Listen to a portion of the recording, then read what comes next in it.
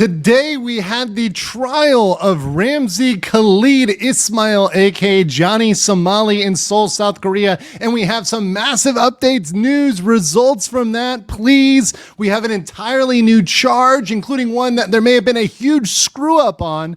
So I have an update even from my live stream, some information to correct and get out there that is brand new for this Fast Facts series, which is a streamlined summary, which I am putting out for all of my live streams, and this is for the huge trial today in Seoul, South Korea. Of course, this is the Legal Mindset. We teach you to be your own judge. I'm Andrew Esquire, American attorney, and I am dedicated to ending nuisance streaming in Asia and all over the world and following the Johnny Somali Ramzi Khalid Ismail trial from start to finish, from beginning to sentencing, until this guy is behind bars. So what do we have today? We had his hearing. We had May 16th, the trial here in Seoul.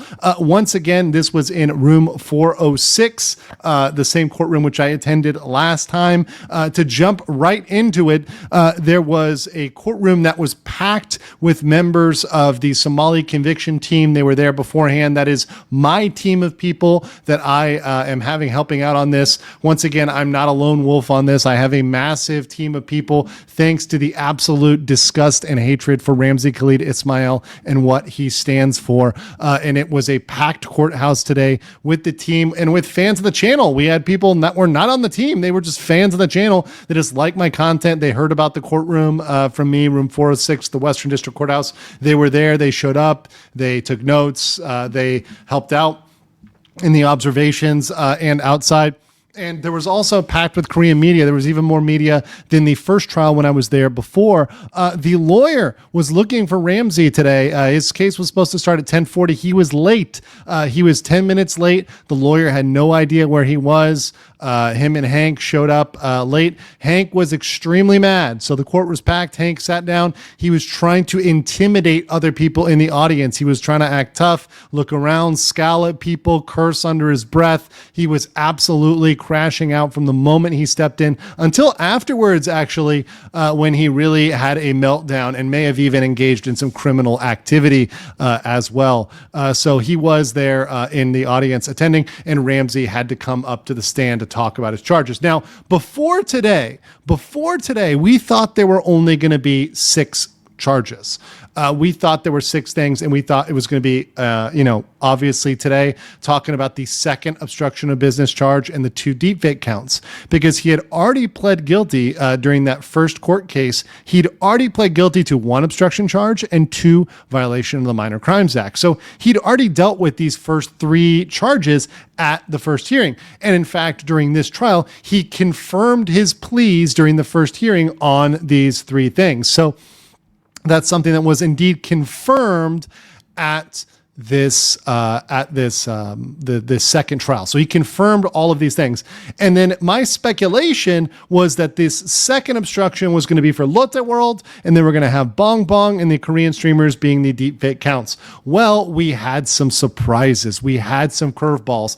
As I've said, this case, the Johnny Somali Ramzi Khalid Ismail case, has been crazy, and that's why I'm covering it play by play. And hopefully, if you like my play by play coverage, you've subscribed to the channel and you've liked the video. It really helps out in the algorithm. But we had massive curveballs in the form of a brand new charge.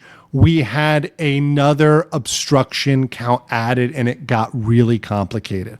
So here's what we had. We obviously had the existing 3, the obstruction for throwing ramen, disrupting 7-Eleven, the rotting fish harassment, which was minor crimes number 1, disturbing the bus in the metro, that was minor crimes number 2. Those he was guilty of.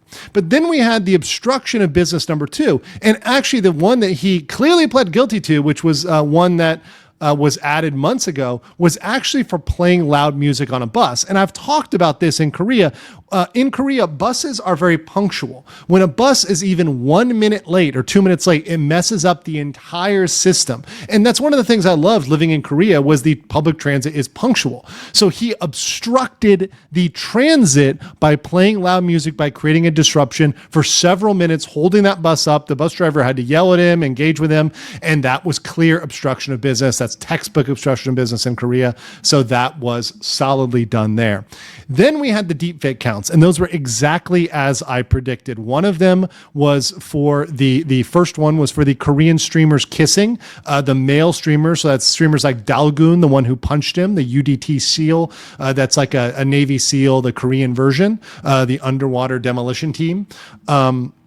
There's a deep fake of him. There's a deep fake of J Company, Bang TV, Youngman, all the other Korean streamers, all of which I had one-on-one face-to-face interviews in Seoul, South Korea, with all of them. That one he pled not guilty to. So he did clearly plead not guilty to the first deepfake count, which was the Korean streamers. Once again, kissing is sexual, and there were also multiple deepfakes. So this will be the maximum punishment of 10.5 years. The second one is for Bong Bong. Now, there were multiple deepfakes created of Bong Bong as well, which puts it in the category of potential maximum punishment, 10.5 years. And he also pled not guilty for that as well. So you have two sets there for both Bong Bong and the Korean streamers. He clearly pled not guilty. Now, here's where the update, and this is completely new information, and I've had to put out several updates on this because there was counteracting information. This happened after the trial. So everything you heard during my trial stream, and this is now updated information. I initially labeled this as guilty because my translators in the courtroom said they heard him plead guilty. However, upon further reflection and asking around with other people and consulting, they said, for this third obstruction count, which, by the way, was Lotte World. And I called this out when this initially happened back in November of 2024. I said they had to shut down a ride at Lotte World. Remember, Johnny Somali was playing lewd messages around children, parents and children. He was playing messages about wanting sexual relations. He was playing those around children, and that caused them to, and noises that were sexual, etc., around children, and that caused them to have to shut down a ride. Shutting down a ride is classic obstruction of business, and therefore that was a shoe-in. It is one that he is 100% guilty of if they have to prove it in court. So that one was added as well. Now, what happened was we didn't know about this until today. Why didn't we know about this? Because the way it was bundled in the court record, they had bundled the deepfake together with the obstruction charge. So actually, they were bundled together, so we couldn't tell until today there was a new charge. We actually have a seventh charge now. We've gone from one charge back in December or November of 2024 to 7 charges. This is insane. Almost every single month, every single time, we are gaining new charges for him. At this rate, by August, we could see 10 plus charges against Johnny Somali that have accrued from his behavior over the past months in Korea. Now, why is this one confusing? This one is confusing because it's kind of new. And Johnny thought, it's new, so I pled not guilty. And Johnny was telling media, he was telling other media outlets and media sources that he pled not guilty to this. However, Korean media reported that he pled guilty. And the way that the lawyer said it, because the lawyer has an accent and sort of a stutter, he speaks in a very weird manner. You could call him people say he sounds like a Korean Saul Goodman, right? Whether that's good or bad, I'll leave it up to you. But he has a Daegu accent, a kind of a more southern accent. So it's really hard to understand him sometimes. So initially, some people had thought he pled not guilty, but others said, no, the way he said it was guilty. And according to Korean media at this point, he pled guilty. So now I put an asterisk by my chart. It's guilty .. So the standing assumption is he pled guilty to this, which, by the way, would make sense because then he's pled guilty to all of the obstruction counts. Johnny thinks this charge, obstruction, is a minor charge. He thinks it's a joke. He thinks people can't go to jail for it. Spoiler alert, they do. So it would make sense that this would be something he pled guilty for, even though he thinks he didn't. So we will see about that in the next trial. They usually give you a chance to confirm your plea. So they might give him a chance to confirm that. However, experts in Korean court, which I spoke to right after trial, have said that sometimes if your lawyer screws up and enters a plea and enters the incorrect plea, they make you stick with that. So even if Ramsey intended to plead not guilty on this new obstruction count, if his lawyer screwed up, he might be stuck with that. He might not be able to back out. So this is something that we're going to see, obviously, in the next trial. So We now have, in case you're not counting here, we have 36 years. 36 years now that are on the table for potential maximum punishment. And to go about after the trial, we had some shenanigans, and I'm going to have this on a later live stream, so catch the Hanky Poo crash out. Hank raged outside the courtroom. He absolutely was crashing out, flipping out. He was cursing at people. He insulted their mothers. He told them to piss off. The Korean media was trying to talk to Johnny. He said, "Hey, Johnny's not taking any comments." They were so frazzled and so out of state. They accidentally walked into the basement, which you can't go anywhere. You can't exit out of the basement. So they actually exited out of the basement. They tried to exit out of the basement. They weren't able to.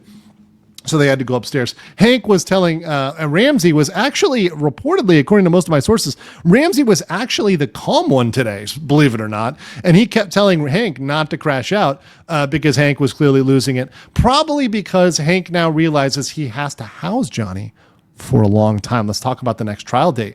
The next trial date is in August. Now, originally I had reported this as August 11th. It's actually August 13th at 4 p.m. Same location, Western District Courthouse, Mapo-gu, Seoul, South Korea, room 406.